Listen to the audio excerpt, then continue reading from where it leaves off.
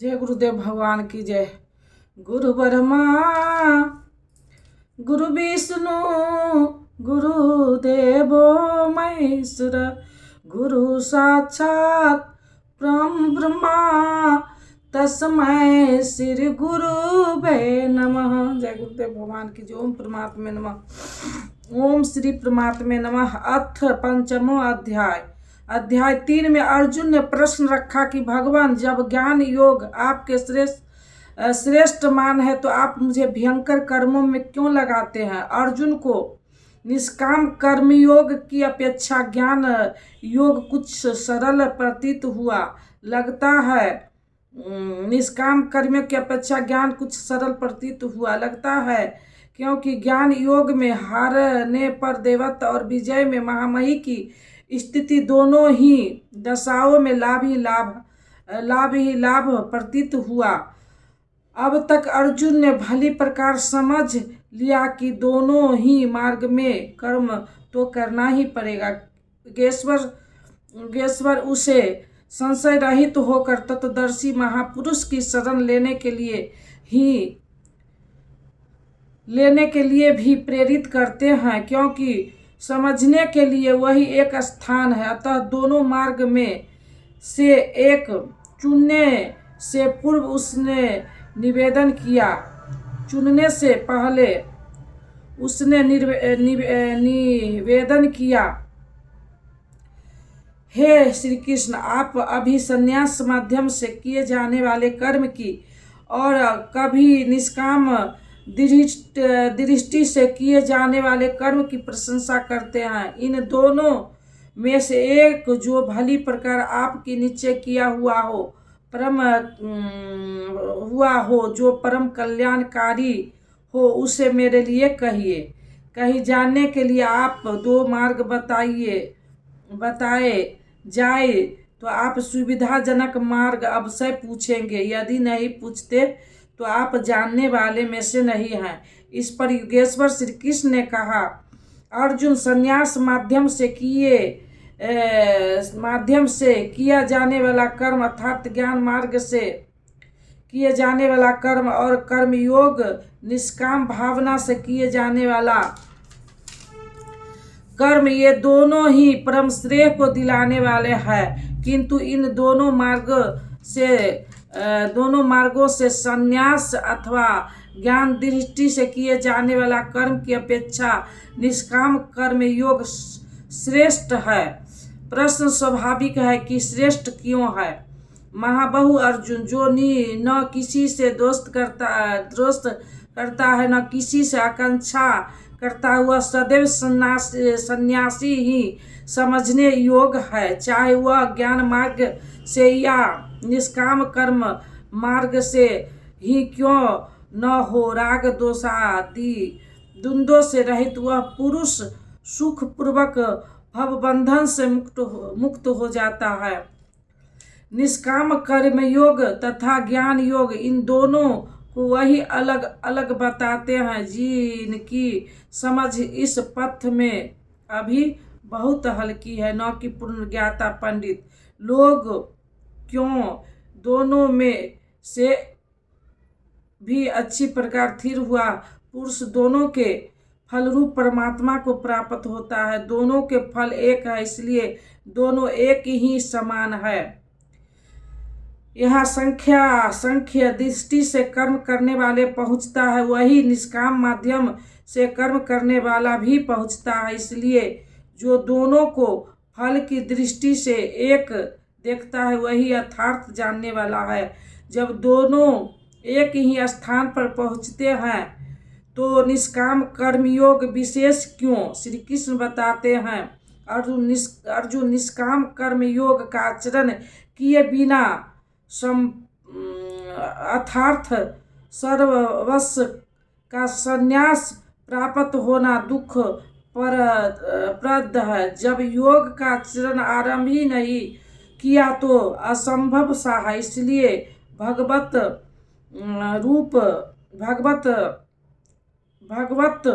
स्वरूप का मनन करने वाला मुनि जिसकी मन सहित इंद्रियां मौन है, निष्काम कर्मयोग का आचरण करके परम ब्रह्म परमात्मा को शीघ्र ही प्राप्त हो जाता है।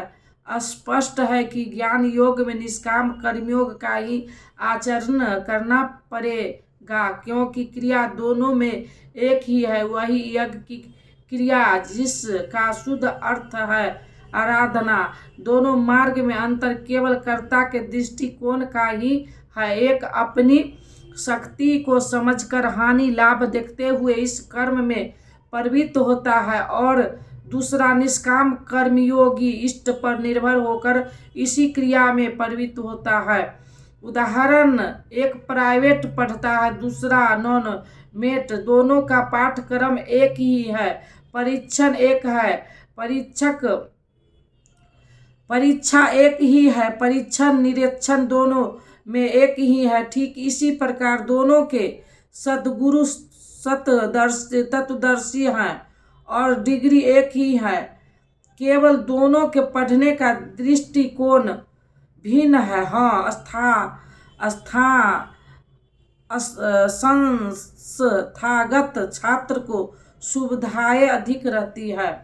पीछे श्री कृष्ण ने कहा कि काम क्रोध दुर्जय शत्रु है, दुर्जय इन्हें तू मार। अर्जुन को लगा कि यह तो बड़ा कठिन है, किंतु श्री कृष्ण ने कहा नहीं, शरीर से परे इंद्रियां हैं, इंद्रियों से परे मन है, मन से परे बुद्धि है, बुद्धि से परे तुम्हारा स्वरूप है, तुम वहां से प्रेरित हो।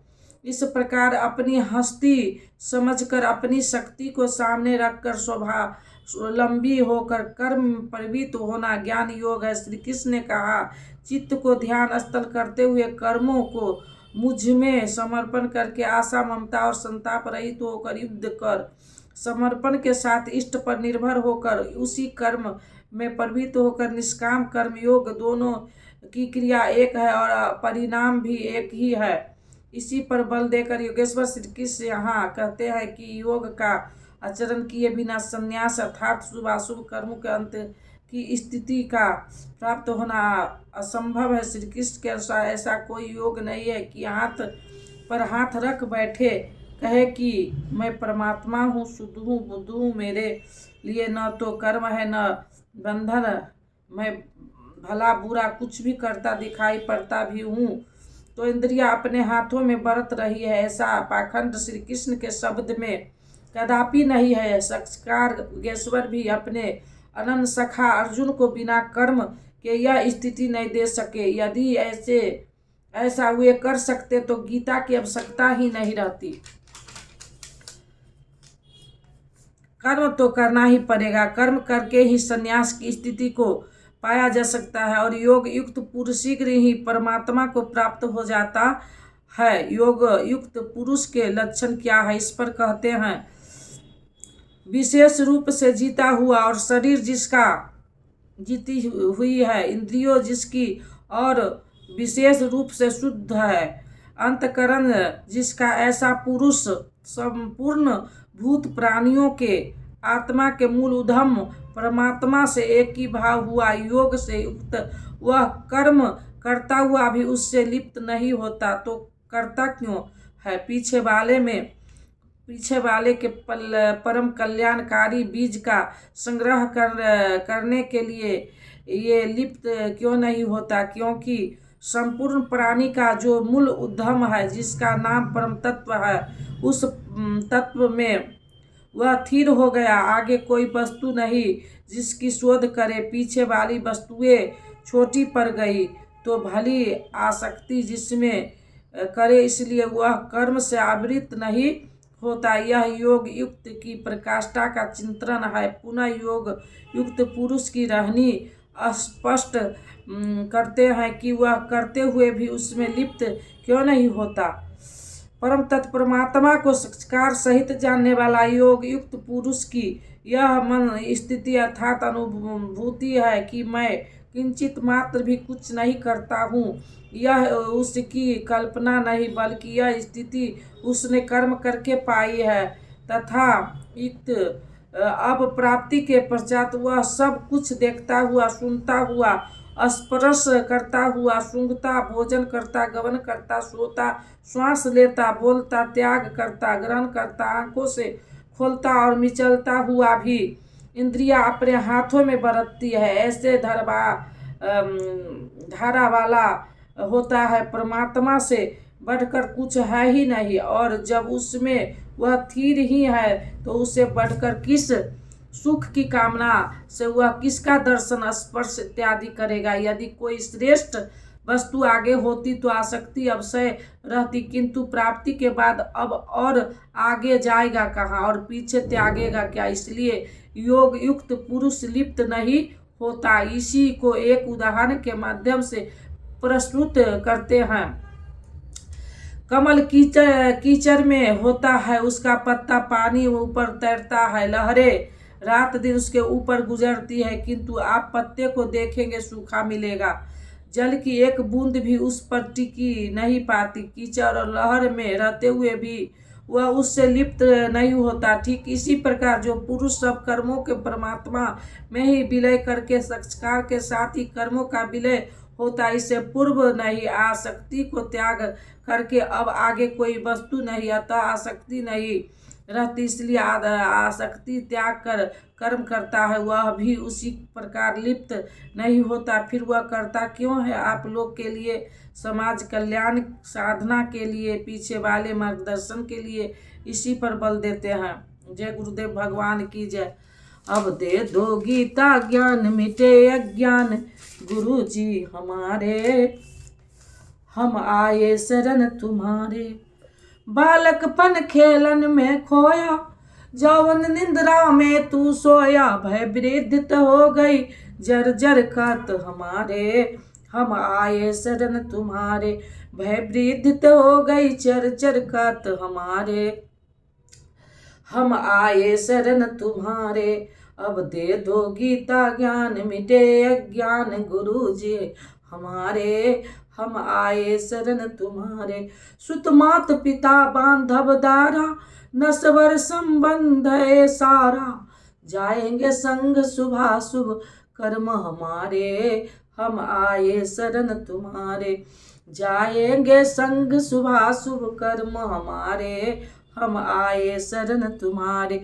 अब दे दो गीता ज्ञान, मिटे अज्ञान गुरु जी हमारे, हम आए शरण तुम्हारे। गुरु कर में जग की माया में, सुख पाता था इस काया में, निज ज्योति से ज्योति जगाओ गुरु जी हमारे, हम आए शरण तुम्हारे। निज ज्योति से ज्योति जगाओ गुरु जी हमारे, हम आए शरण तुम्हारे।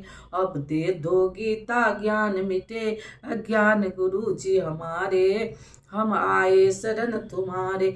सेवक पर स्वामी दया करो, भव भय बंधन आप हरो, कर्मों के दोष न देखो आप हमारे, हम आए शरण तुम्हारे। कर्मों के दोष न देखो आप हमारे, हम आए शरण तुम्हारे। अब दे दो गीता ज्ञान, मिटे अज्ञान गुरु जी हमारे, हम आए शरण तुम्हारे। गुरु चरणों में ये अर्जी है, आगे प्रभु आपकी मर्जी है, गुरु कृपा मिले तो जागे भाग हमारे, हम आए शरण तुम्हारे। गुरु कृपा मिले तो जागे भाग हमारे, हम आए शरण तुम्हारे। अब दे दो गीता ज्ञान, मिटे अज्ञान गुरु जी हमारे, हम आए शरण तुम्हारे। बोलो श्री राम जय राम जय जय राम, बोलो श्री राम जय राम जय जय राम। मंगल भवना मंगलहारी, द्रवहु दशरथ अजिर बिहारी, जो तुम जानहु अंतर्यामी, पुरबहु मोर मनोरथ स्वामी। अब प्रभु कृपा करहु एहि भांति, सब तजी भजन करव दिन राति। बोलो श्री राम जय राम जय जय राम। सकल विघ्न व्यापहि नहीं तेहि, राम सो कृपा बिलो कहि जेहि। प्रवेश नगर कीजे सब काजा, हृदय राख कौशलपुर राजा। गरल सुधारिपु करहि मिताई, गौपद सिंधु अनल शीतलाय, हे रामा पुरुषोत्तमा नरहरे नारायण केशवा, गरुध्वज दामोदरा माधवाय, कृष्ण पते कमलापते श्रीपते वैकुंठाधिपते, चराचर पते लक्ष्मी पते, त्राहि माम पाहि माम। ओम शांति। जय गुरुदेव भगवान।